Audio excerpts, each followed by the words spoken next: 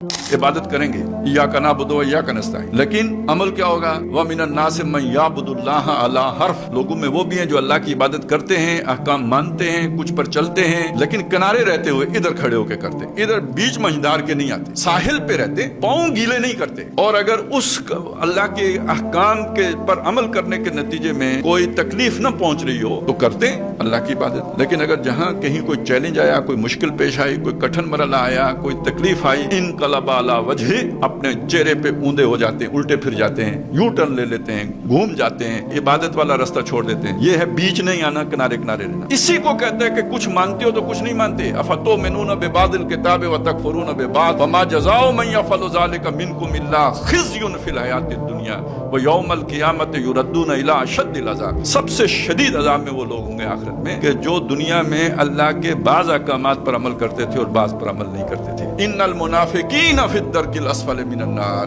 बेशक ये मुनाफिक होंगे जो आग के सबसे निचले गड्ढे में होंगे। तो सबसे सख्त अज़ाब किस पर होगा?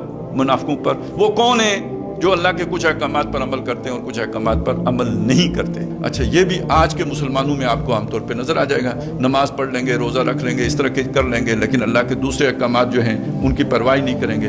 अब यहाँ से आगे मसला ये शुरू होगा, उन अहकाम का उन्हें शऊर है या वो गैर इरादी तौर पर बेजाने बूझे उनको अल्लाह के अहकाम न समझने की वजह से वो उन पर अमल नहीं कर रहे। तो फिर आखिरत का हिसाब इस पर हो जाएगा कि जिन्होंने उन्हें बताना था उन्होंने बताया, फिर उनसे पूछा जाएगा कि जिनसे वो सब दीन लेते थे उन्होंने उन्हें वो अहकाम सिखाए या नहीं सिखाए। अब फर्ज करें हमारे साथ एक बंदा शामिल होता है और आखिरत में जाके कहते हैं अल्लाह मुझे तो पता ही नहीं था कि सूद हराम है। तो फिर अब शुब्बानुल मुस्लिमीन की क़यादत से पूछा जाएगा कि ये भाई ये आपके साथ चलते फिरते थे तो आपसे इतना भी नहीं हुआ, ये मेरे बंदे थे ना, कोई तुम्हारे गुलाम तो नहीं थे, तो मेरे अहकाम भी अगर तुमने इनको नहीं सिखाए तो बस निरे चंदे ही लेने थे इनसे। और दूसरा मसला क्या है, उसे पता है, पता होने के बावजूद ये काम जो है ना कुछ पर चल रहा है और कुछ पर नहीं चल रहा है। अब मामला क्या बनेगा कि ये खुद हरामखोर है और ये अपने मजे नहीं छोड़ना चाहता, ये मुश्किल यानी पाँव गीले नहीं करता, आसान दीन पर चलता है और मुश्किल दीन छोड़ता है। तो ये इसकी अपनी खराबी है और ये अपनी खराबी है तो ये निफाक की एक किस्म है और ये असफल साफिलीन वाली जो है ना उसका मिस्ताक बनेगा, सबसे निचले गड्ढे में जाएगा।